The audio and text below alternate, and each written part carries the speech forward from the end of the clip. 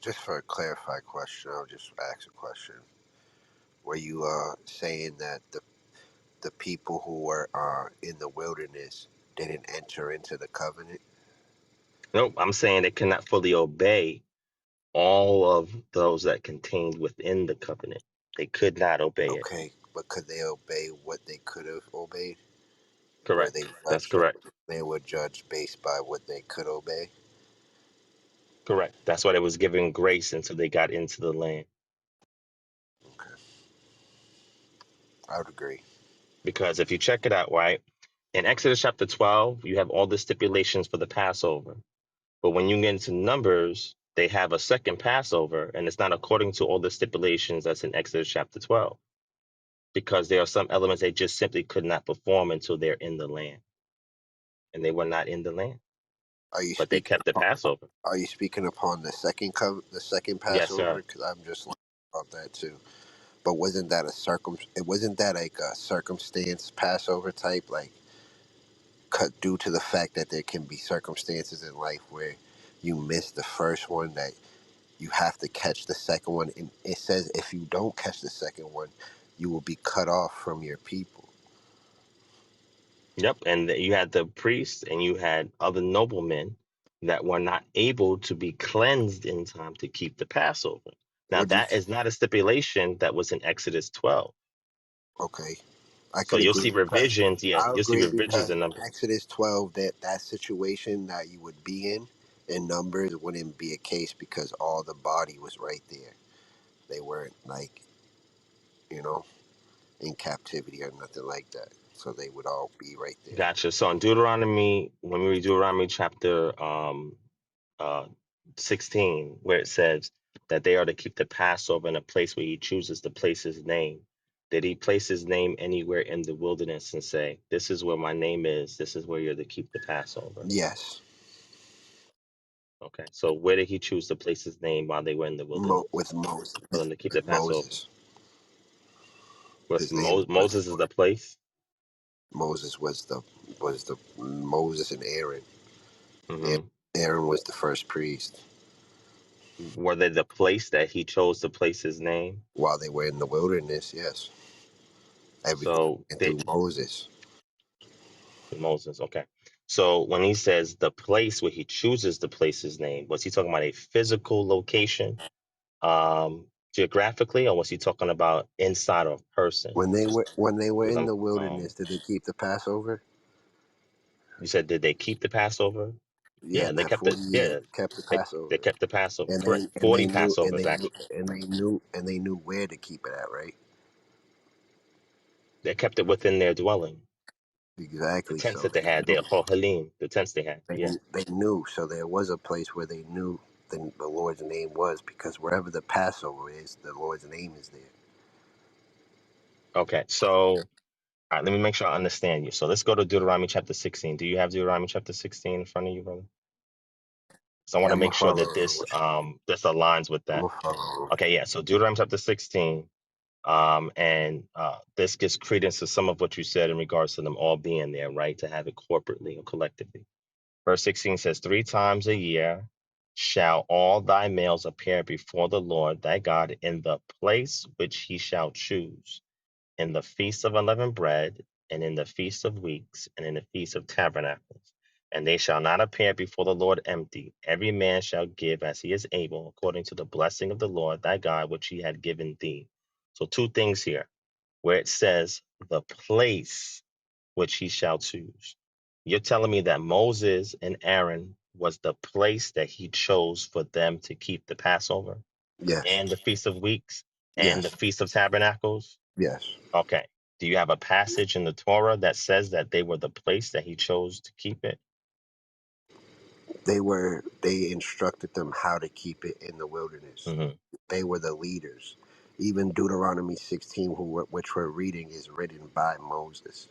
So Moses instructed the people, because you have to think God said this to them, and they kept it in the wilderness. So God obviously ordained a way to do it in the wilderness, and He ordained a way to do it once they got into the land. Okay. So can you show me where he ordained it to be kept separate? Like, do this while you're here, and then do this in the land? Is there some place we can go to read that? Well, when you do it in the land, you have to do it with the high priest. You have to do it with the You do? you have to do it with the congregations. Oh yeah, With, with the congregation, yeah, yeah, with but the the high priest priest there. is not involved in that. The priests are there too. They do They what all they play. do They all play a independently. role. They Yeah. all play a role in. They all play a role in everything. So you can't say that God always makes sure his people know what to do. He always does. So when they was in the wilderness, they had certain instruction to how to keep the feast, and when they got to the, if they got to when they got into their land, they knew how to keep the feast. That's just how it All is. right. So, um, all right, I have some reservations with that, but I'll back away from that. So the second part of it that we just read, right, where it says, not only are they to do in the place where he chose to place his name, right? It says, every man shall give as he is able, according to the blessing of the Lord thy God, which he has given thee. So in verse 17, it's tied to the Feast of Tabernacles, the Feast of Weeks, and it's tied to the Feast of Passover. The things that he has blessed them with, that they're able to give, is based on what they reap from out of the land. Like, for example, when they put their sickle, when a sickle's first put to the grain, can you show me where they're doing this in the wilderness?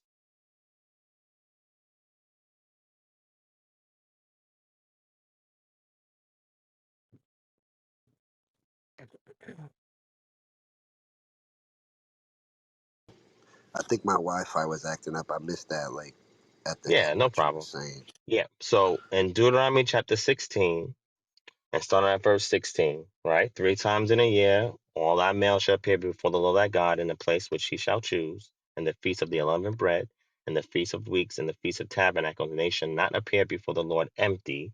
Every man shall give as he is able, according to the blessing of the Lord thy God, which he has given thee. So all of this is tied to the harvest that they reap in the land. When they put the sickle to the first grain, whatever they harvested, they are to give a portion of which they harvested during these feast days. Can you show me where they are I domesticating agree with grain? I agree And with that. okay, got I it. agree with that. So that, yeah, so that is a prerequisite to partaking in any of the feasts. So now I agree with you. The high priest is involved in most of the festivities. I agree with that, right? But what I'm saying here, there are things they could not do, and the things they could not do, they were given grace until they could do it. But the expectation was they are to keep it fully when they have the other part of the covenant, which is the land. Now, the land is part of the covenant.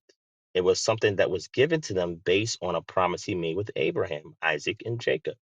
That is part of the covenant as well. If they don't have the land, they're not fully enjoying the covenant because that's part of the covenant is the land that I shall give thee. And if you do A, B, and C in the land, I should give you rains in its season. The land was part of the covenant. That's what was promised to Abraham that his seed would receive. So in the wilderness, they didn't own any of that land. They were vagabonds until they got into the land.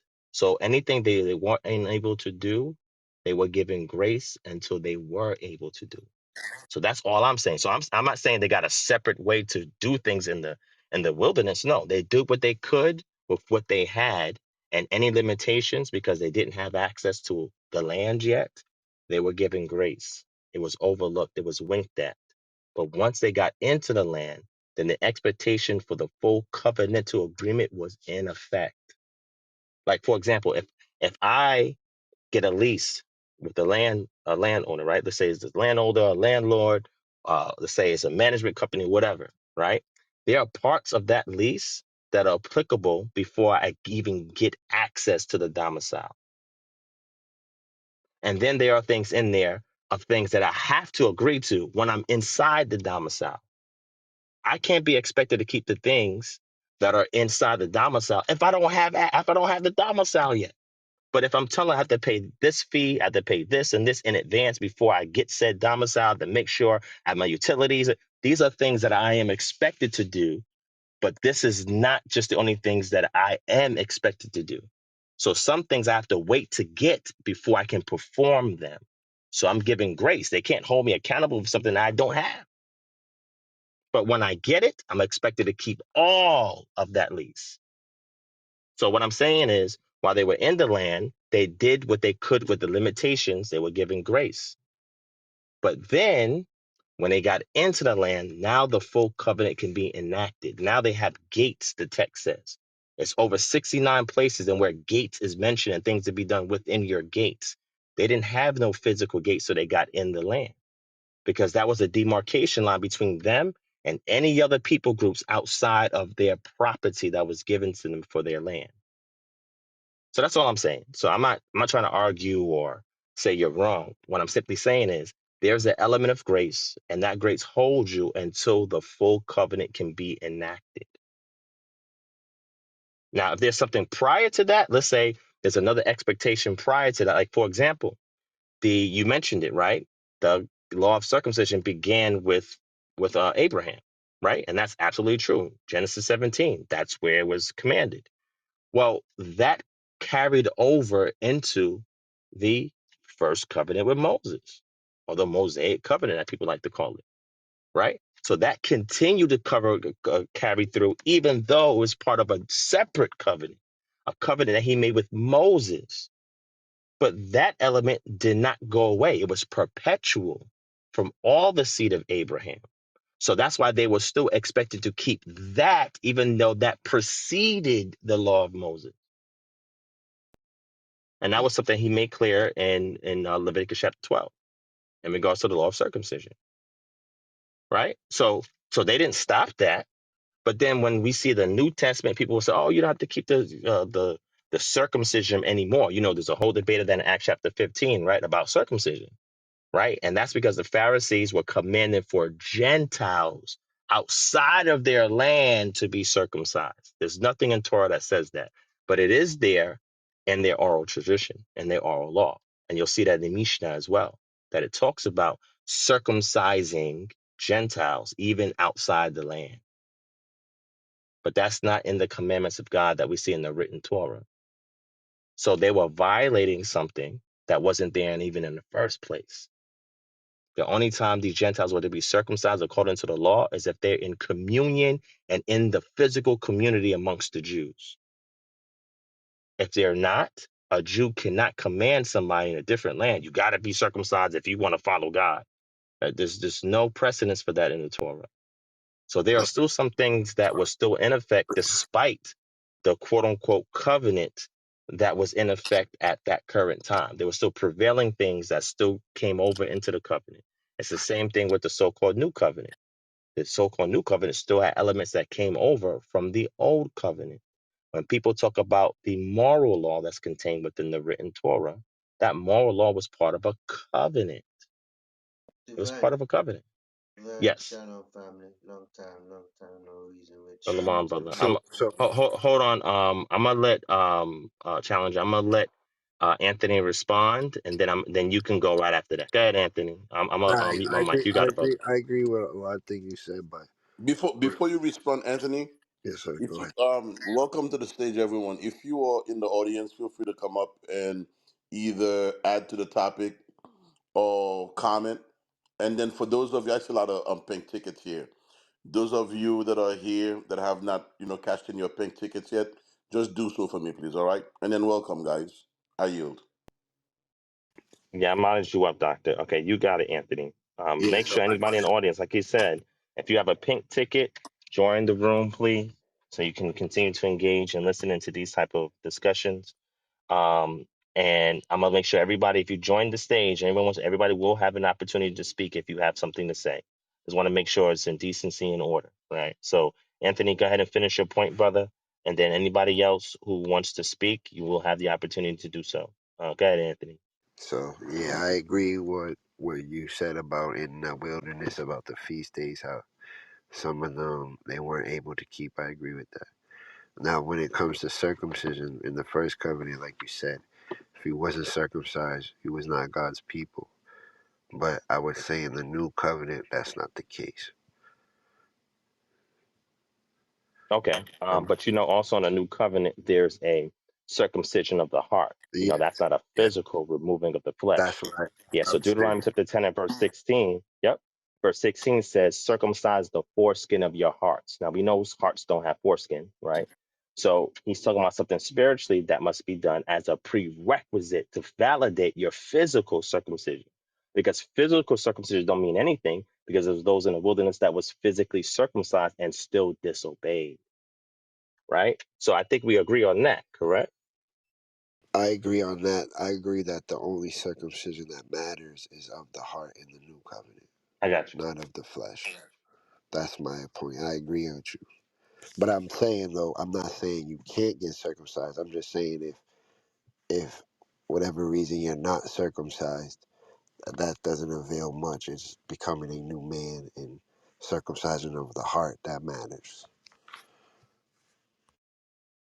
I got you. But as you know, if one is a Jew, Paul says very explicitly in First Corinthians chapter 7 and verse 17, do not remove the marks of circumcision. Meaning that if you receive the commandment from God, it can come from your parents if you're a Jew, right? That circumcision is something culturally that we do. That was something that was from my mother's side, from my grandmother's mother, that had taught that any male that was born unto them had to be circumcised on the eighth day. This was something that they were told culturally, and they was doing for generations, even without fully understanding why, right?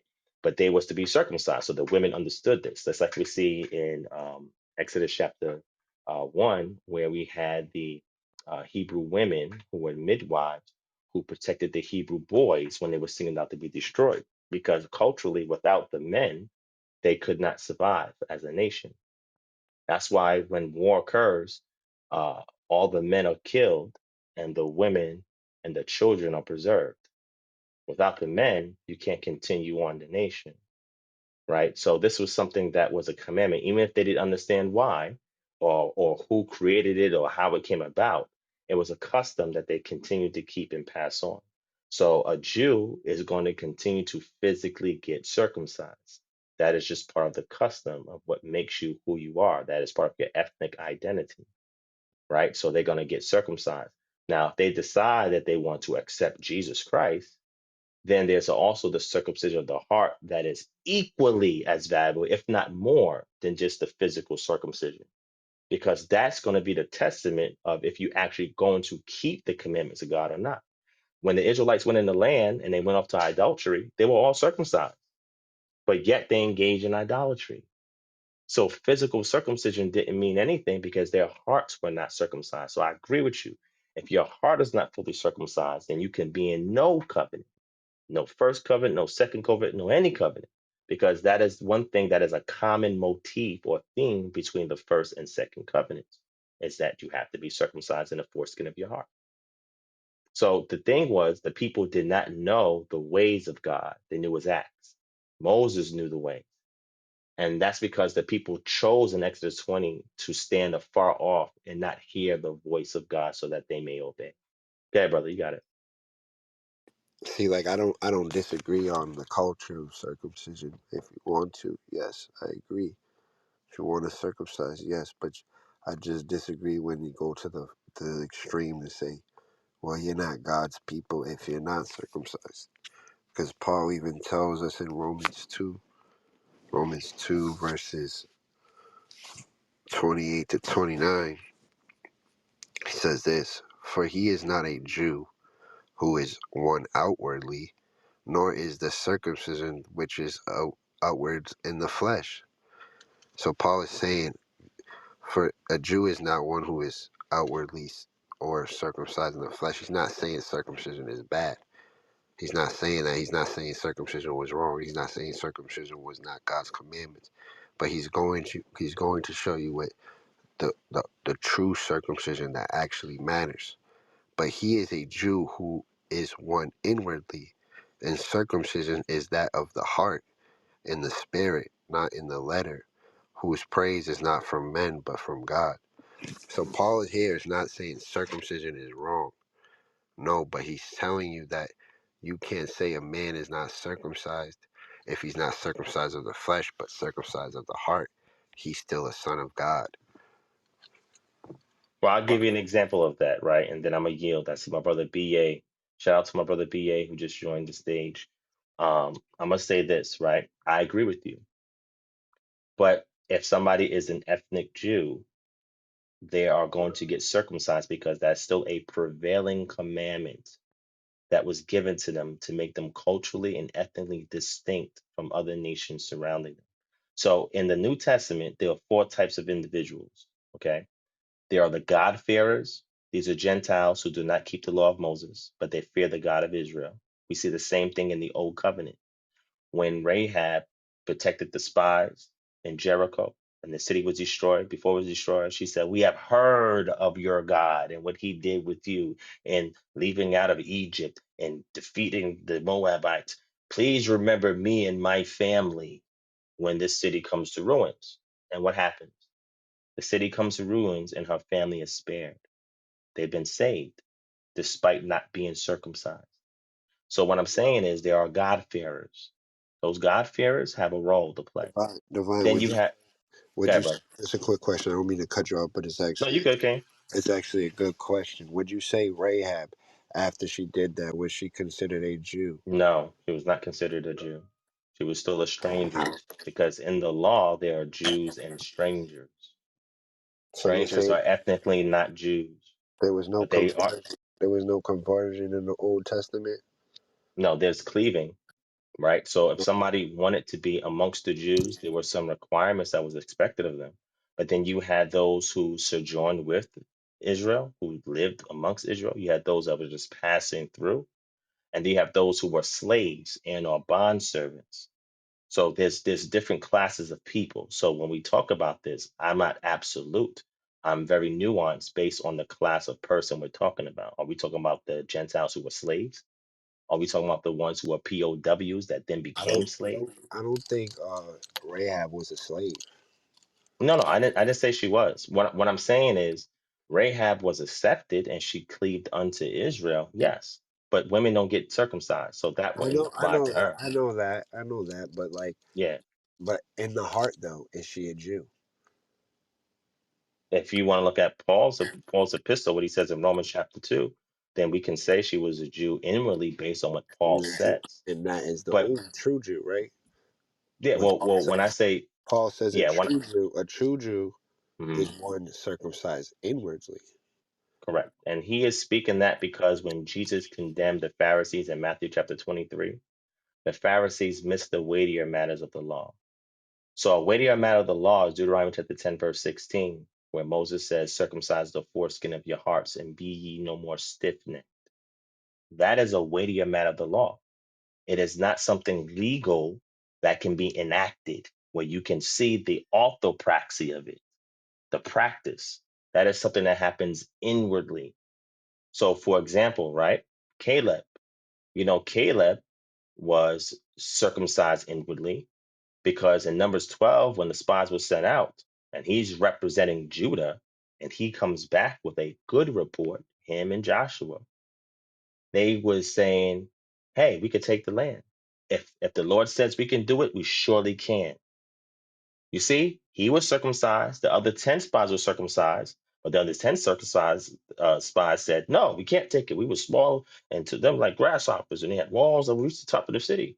That is how you can tell who was inwardly circumcised. If a God-fearer like Rahab, she cries out and says, "We have heard of your God." See, the main important thing about the God of Israel is his fame, his reputation. The word Shem that's used there, or shame that's used there, that literally means name, doesn't always mean that in every context. So it can also mean the fame of an individual, the character of an individual, the reputation of an individual. Yah was about his reputation and the Israelites keeping and maintaining the integrity of that reputation. If somebody outside of the Israelites heard of this reputation, this fame, and this character of this God, and decide to cleave unto him, like we see in Isaiah chapter 56, then they will partake in the nationhood of Israel. But that does not make them a Jew. They're not a physical Jew. Now, inwardly, they're No, going to align with the God of Israel, but does not make them a physical Jew. They're still considered a that makes stranger according that to makes the them text. That makes them a real Jew. Well, that we That can't makes find them that in the Torah where it says that that makes them a cause real look, Jew. cause Yeah. look, you use Caleb as a great example. Hmm. You said there was 10, 9 of them were circumcised, but only one was a No, true Jew. all of them were circumcised. All of them were circumcised, but only one was a true Jew, right? Well, Joshua also then, so that would be 2 out of the 10. Joshua, yeah, Joshua too. So out of two were true Jews, and you said because why? Because they were circumcised of the heart. Correct. Rahab, circumcised of the Correct. heart, true. So we could say Rahab was a true Jew. Well, if you're looking at it retrospectively from Paul's lenses, right? We don't see Jesus teaching that, and we Well, don't see any other apostle teaching that. but the thing is, Jesus came to expose that the Pharisees didn't understand Torah. Because if you understand Torah, you will understand Christ. Well, that wasn't. I don't know. Well, Christ is the living Torah. He lived the Torah. so I'll say this, He right? spoke the Torah. He knew the Yeah, Torah more than anybody. gotcha. So I would say this, right? Um, a lot of believers paint the Pharisees as wicked and evil. All the Pharisees were not wicked and evil. And the issue they had was not whether they kept the law, believed the law or not. It's that they were either being one, hypocritical, or two, the issue was the question of the Messiah.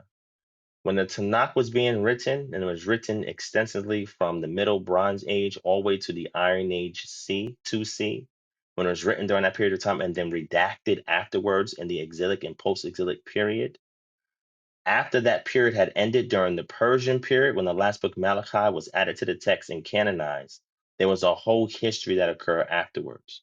So there was about 129 years of Persian captivity they served, and after that, the Greeks came on the scene, and then the Romans.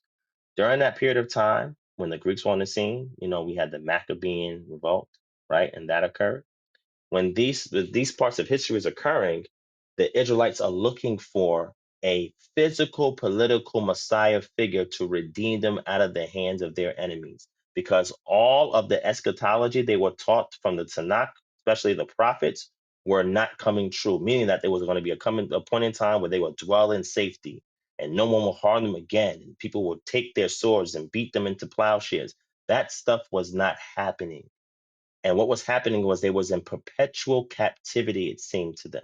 So they were looking for a physical Messiah. So what happened is after the close of the book of Daniel, which is believed to have been finally redacted in about 150 BCE, a new genre came onto the scene called apocalypse.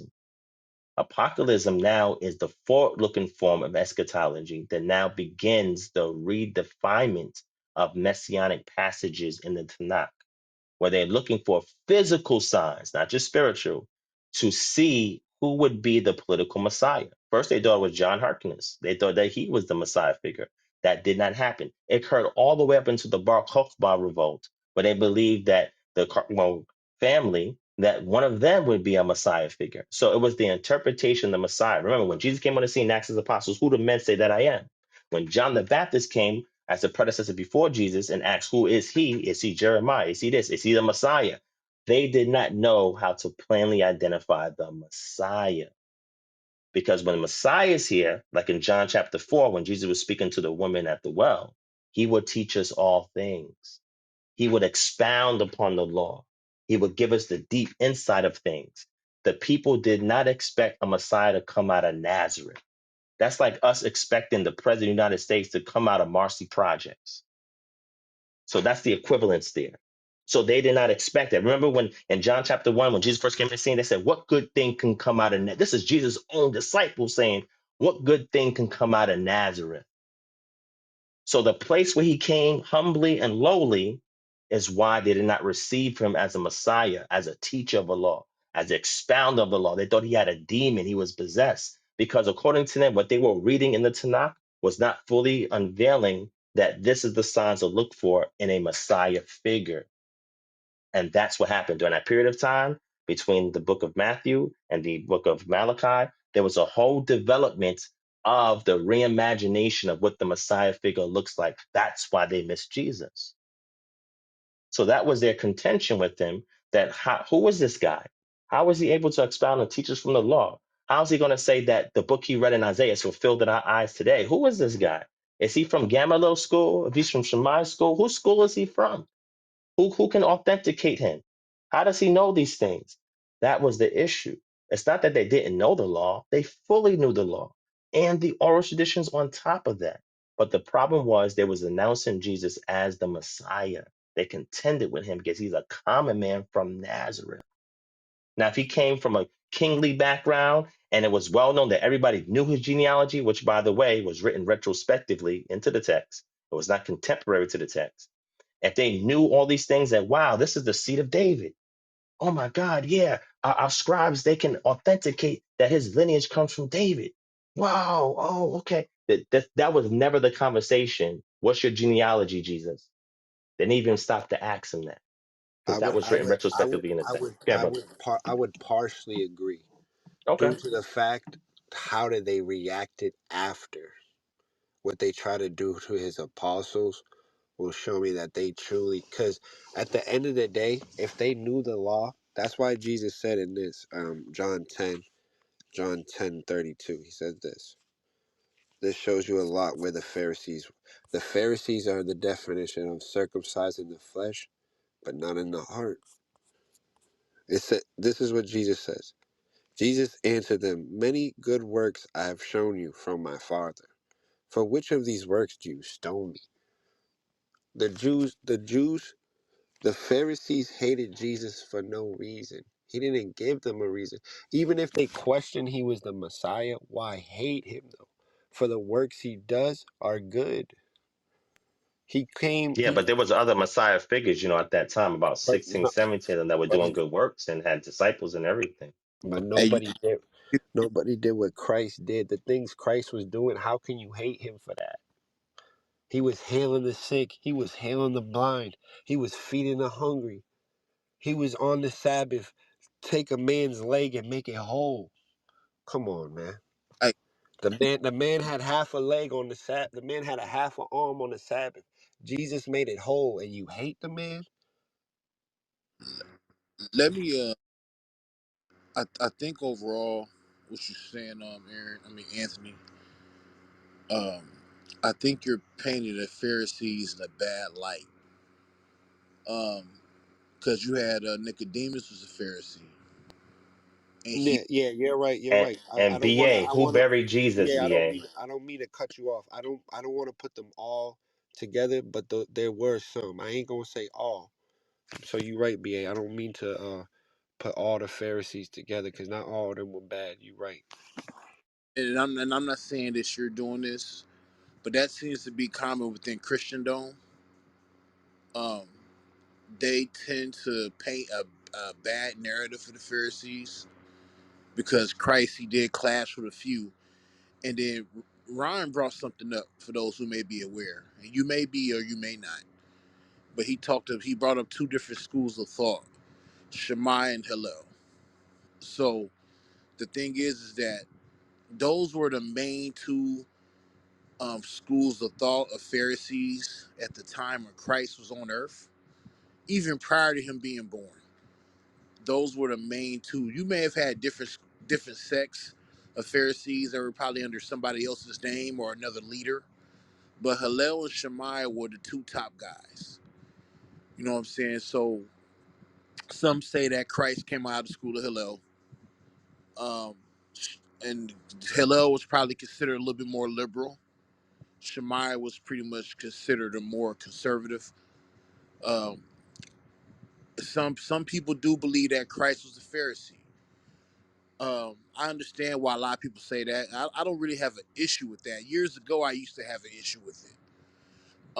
Now, as I study more and I understand that Yeshua was a Torah teacher, he also was a Jew or Israelite, whichever you prefer to call him. He understood the culture of his people. You know what I'm saying? So there's a lot of books out there like the Halakhic Teachings of Christ or Jesus the Jew.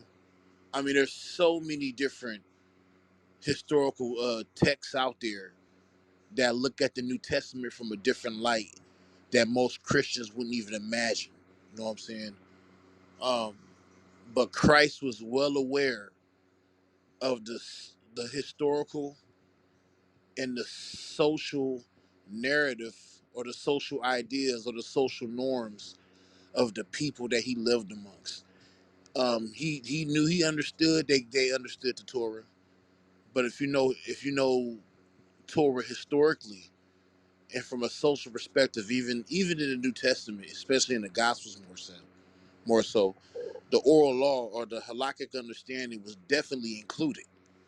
You know what I'm saying? And the Gospels may not say that the oral traditions are there verbatim, but we may hear terms like the traditions of the elders. And where Christ goes against them, I think it's in Mark 7, where he says to them, why, and I'm paraphrasing, and they asked him, why do your disciples don't wash their hands or keep the traditions of the elders? And then he says, why do you transgress the ways of the Most High? Or why do you put your traditions over the Most High's commandments or whichever, however, right? So a lot of times, Christ he's not like being an enemy towards the Pharisees. He's more so clashing over doctrinal belief or more so doctrinal differences. Um, that's one thing we got to definitely look at. Now, Christ being the living Torah, I don't have an issue with that as well. I don't. And maybe the reason why it doesn't bother me because I have a high Christology, which I know there's some that may not have one that's such as high as I do. But I do understand the different views of Christ from the Unitarian perspective and so forth. Um, it's very interesting. I would suggest to people, like I always like to do, is that as we read the New Testament, and I know Ryan can attest to this because the brothers well studied. I've been knowing Ryan for a long time. You know what I'm saying? Do some research, or there's a book. It's called Social Science Criticism, and it's pretty much giving you a look of the New Testament that most might not even be aware of. And just read the New Testament from a historical and social perspective. Look within the context, understand the environment, understand what's going on in the days of Christ, what the people understood. And I don't want to hold it up too long, and I'll end with this. And I've shared this before. You have high context culture and low context culture. Unfortunately, in this day and age, we are the low context culture. We don't have a blue in the hell clue what's going on. I'll just leave it at that. That's simple. The high context culture is the tech or the people who the book was written to. They're well aware of what's going on. They see what's going on.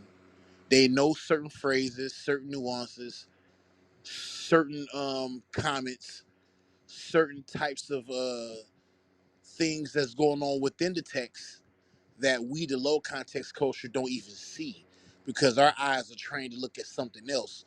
And a lot of times we're looking at the New Testament through the eyes of the colonizer. Um, but I just want to say that, and I'm gonna allow you brothers to get back to building.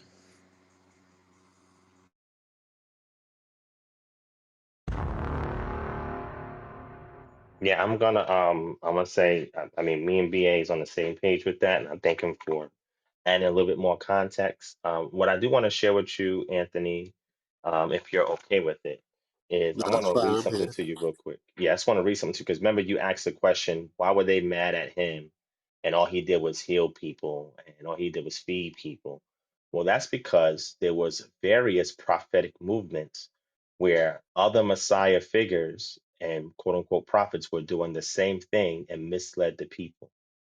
So the reason why they inspected Jesus the way they did was to see if he was authentic, because they had their doubts, not just because he was the first one to come on the scene and do that. No, there was others prior to him. So I wanna read this to you if you're okay with hearing it. Okay. So this comes from the works of Josephus, and you're familiar with Josephus, right, Anthony? Not to be honest, I'm not. I'm honest Oh, with you're you. not? Okay.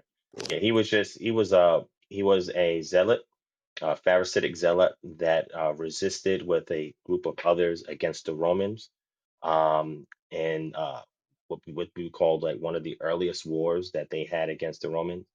And he wound up, well, not him, but his people wind up committing suicide, right, or killing themselves, but he chose not to, right? So when they were captured, he was pretty much alone, and when he was captured, he kind of made a deal that he would write the history of the Jews to expose it to the Romans in exchange for him not being being charged with treason and being beheaded or killed or even crucified, right?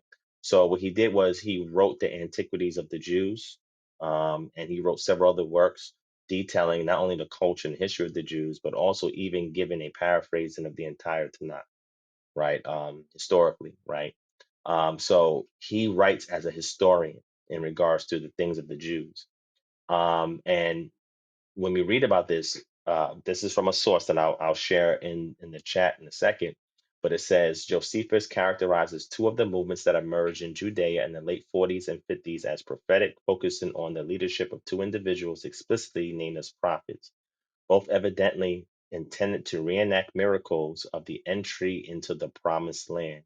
Josephus narrates that during the procuratorship of Cuspius Thaddeus in AD 40 to 46, a certain impostor named Thaddeus persuaded the majority of the masses to take up their possessions and to follow him to the Jordan River. He stated that he was a prophet and that at his command the river would be parted and would provide them an easy passage, that is, presumably to cross back into the promised land.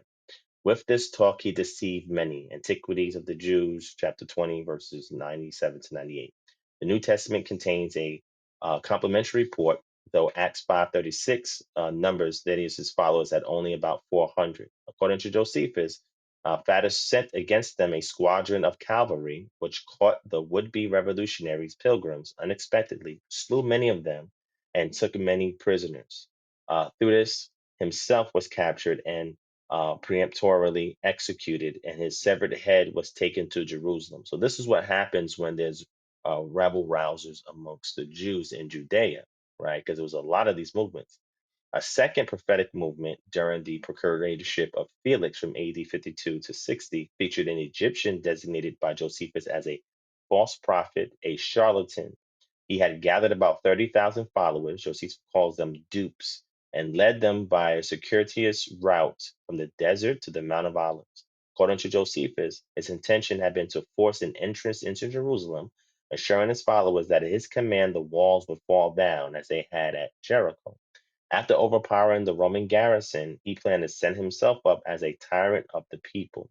Felix confronted him with the heavy force of Roman infantry, supported by the population, says Josephus, and killed and took prisoner most of the Egyptian followers. The Egyptian himself escaped with a few of his followers, and the rest dispersed and snuck back to their homes. This is from Josephus from the Antiquities, chapter 20, verses 167 to 172.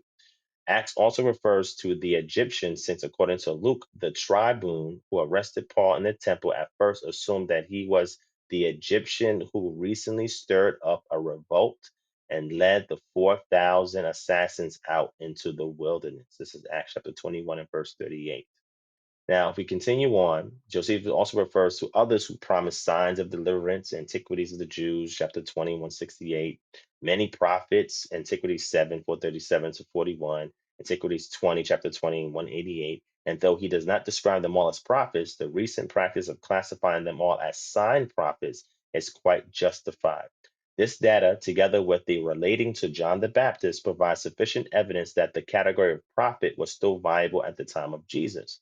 And then the source also lists the messianic claimants around the time of Jesus: Judas of Sepphoris, son of Hezekiah, in 4 BC, Simon Pereira in 4 BC, Athronges, the shepherd of Judea, from 4 to 2 BC, Menahem, grandson of Judas of Sepphoris, AD 66, John of Giscalca, son of Lewi, AD 67 to 7, Simon Bar Giora of Gerasa, and this is AD 68 to 70, Lucuas of Cyrene, and this is AD 115, and like I mentioned earlier, Simon ben or Bar Kokhba from AD 132 to 135.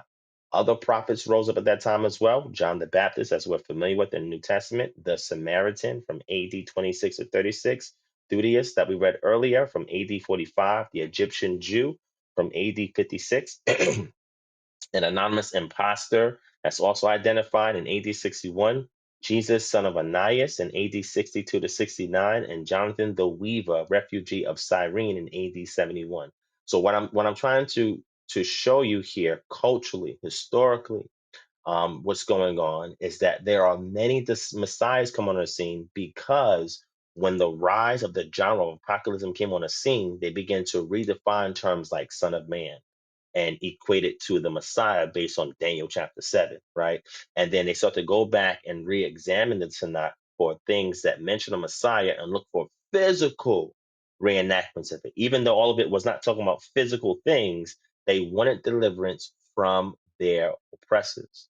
So when all these other characters started to rise up historically, that's known, there's over 15 of them, right? That rose up historically. Jesus was not the only one doing miracles. He was not the only one with disciples. He was not the only one talking about the kingdom of God that's going to happen and it's going to be here on earth. He was not the only one doing this.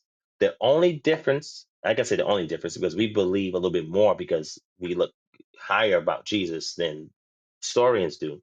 But according to historians, the only reason why Jesus' messianic movement survived is because of an unprecedented event that cannot be replicated today. So scholars, they don't talk about the event itself being historical, but the event that's claimed to have occurred has inspired followers after the death or dispersion or exile of their Messiah to continue the movement. And that is, these disciples said that they saw the resurrected Jesus. That was their claim. And that is why they were willing to give life and limb after his death, continue to say his name, preach in his name, do miracles in his name, and carry on his legacy. That was an unheard of precedented event that did not occur prior to these other messiahs or other so called prophets. So that's why I'm saying that's why they tested Jesus, because he was not the only one. Even in the Bible, John the Baptist was on the scene. They thought that he was the Messiah. He had to tell people, no, it's not me. There's another that comes that is greater than I, preferred before me. So they were looking around at different people who had the potential to have the charismatic personality, to do the signs, miracles, and wonders that can speak to the people. Who is this Messiah figure? That's why they tested Jesus. They didn't just do it because they hated him innately. It's because he hasn't been sanctioned from any school of the scribes, of the Pharisees and the Sadducees taught here. We have no record of him being in anybody's school. They had no record of his genealogy. Again, that was written retrospectively into the text. They did not have that information. They had other messiahs that came on the scene that caused all of this disturbance in Judea. It was a hot pot before Jesus even came on the scene. And Yeah, that's 'cause why he you'll went see straight to issues. Egypt. He went into Yeah, Egypt straight after, like, once he was a little baby. correct. And then you see the Romans were very careful with Jerusalem because the people there had what's called zealots, and they were willing to kill for their belief. Like you had the Sicarii, right? These were assassins from out of the zealot group. And they were willing to assassinate, which they did, assassinate Roman officials, Roman soldiers. So they were careful, and that's why they used the Grand Sanhedrin to keep control of the region. So when Jesus came on the scene and had all these followers and all these miracles, they said, oh, uh-oh, hey, the Romans about to come down and go crazy on us because they did before with Judas of Sepphoris, son of Hezekiah. They did before with Simon Pereira. They did before with Andranges, the shepherd of Judea. So in their mind, they've seen this happen before, and it's like only a matter of time if we allow another rebel rouser to come claiming to be a messiah, leading a revolution, they're going to destroy all of us. So they was trying to do damage control. They was trying to contain the situation. What I'm saying is when we, like I say you, when I say you, I mean like everybody, when we don't examine what's happening historically and we just open up the Bible and read it, we're missing a lot of context clues that explains to us why there was so much persecution towards Jesus. And when he maintained it unto his death, and his disciples claimed his resurrection and carried on his legacy, that was unprecedented. And that is what caused people to believe in his resurrection. Because it's like, well, everybody else who they killed off, beheaded, or exiled, none of their followers continued on. Remember in John chapter 21, after Jesus resurrected and everything like that, his disciples are fishing, like physically fishing. And then he appears to them and he says, hey, cash in it over there. Oh, we've done that already. Say, yo, just cast it over there and go get some fish. And they did it and they got all this fish. He said, yo, meet me on the other side of the bank. And they met him on the other side of the bank. They did exactly what every other group did after their Messiah died or was exiled. They went back to their normal lives. But when he had a talk with them and told them, feed my sheep, tend my sheep, feed my flock, when he told them, this is what's going to happen to you. When you're young, you can go wherever you want, talking to Peter and Cephas. But when you're old, someone's going to take you where you do not want to go and make you dress and do the things you don't want to do. It says, in this, he was speaking of their persecution, his death, how he would die, etc.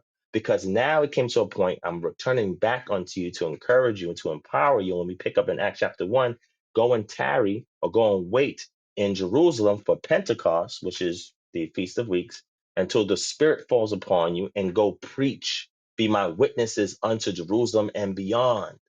So when that happened, that is what caused the quote unquote early church to grow. In Acts chapter 2, when Peter makes his speech, it was 3,000 added unto them that day.